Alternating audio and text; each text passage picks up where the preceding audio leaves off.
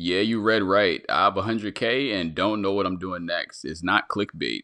But before you rush to the comments with your diagnostics, I'm going to tell you a little bit about how I got to 100K, what my former trades were, what the future looks like a little bit for me, and then why I'm grateful to be in the spot that I'm in. So sit back, enjoy this moderately good 24 kill gameplay on Terminal, and just me being a lot more vulnerable than I would like to be in this moment. So first things first, I don't have 100,000 in cash, and it's really not all that liquid, but I have amassed a net worth of over 100K through mainly investing through my 453Bs, which are essentially 401ks for nonprofits, and then my own Roth IRA and investment accounts.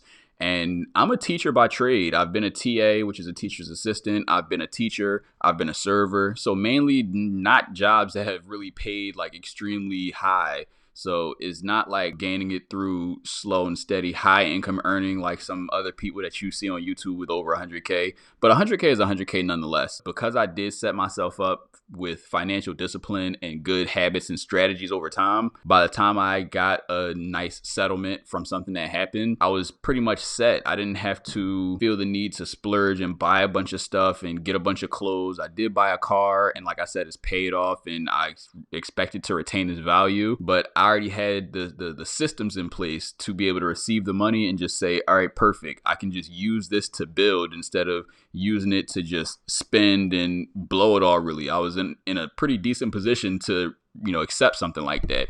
So, like I said, I've been a teacher, I've been a TA, I've been a server, I've been like a couple other oddball jobs that have gotten me to this point where I feel like I am good and set as far as money goes. And then as I continue to just make and spend everyday life money, I'll be good to use the rest to invest, use the rest to save if I need to save up for something. I have an emergency fund, but if there's something specific I want to save up for, like make a vacation fund or make like a shopping budget fund, then I can do that. But like I said, I pretty much have what I want as far as clothes, as far as I do like to travel annually, maybe a couple times a year. But mainly any money that I get that doesn't go to like bills and groceries and things is pretty much just all going to go to investing so it can build over time, because I don't really feel the need to be spending all the money on these things. With that being said, the last school that I taught at, we didn't work out. And before I just jump my way to another school, I want to make sure that this is still what I want to do with my life.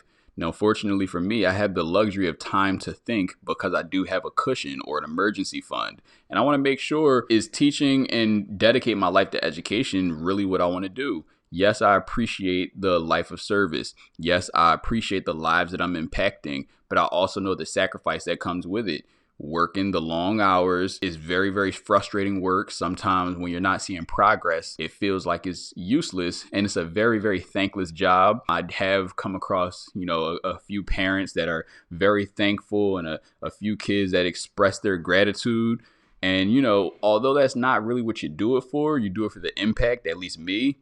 It does help. It's very nice to be and feel appreciated. But at the same time, I know that I have potential to earn very high income. I know that I have the potential to do something that is passion work, but also will set me up. And if I decide to have a family, set my family up to where we'll be good.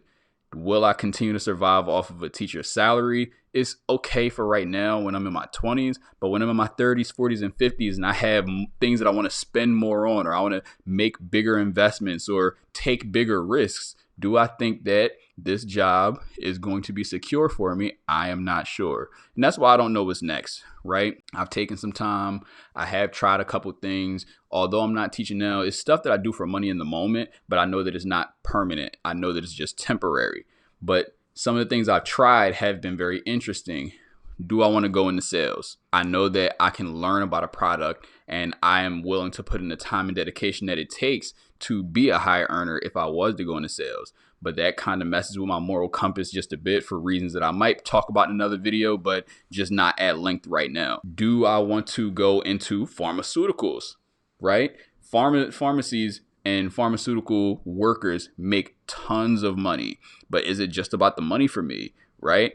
I need to look at things and find a balance between work that I enjoy doing, work that I feel like is impacting people in a positive light because that's important for me, and then also making a good livable wage. I don't need to make $250,000 a year. Would that be nice? Sure. Can I do plenty of things with that money and do good things with that money? Yeah, absolutely can. But is that something that I'm really okay with, right?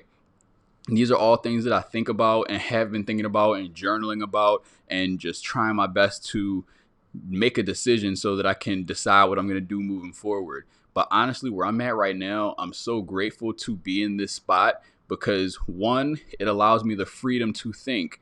I feel no pressure or minimal pressure to come up with an answer and have it by tomorrow. And overall, this is a phase where I can make plenty of mistakes and actually learn and experience those mistakes, learn from those mistakes, and experience the life that comes with making mistakes. And honestly, I don't think that I could be in a better spot for what I want at the moment.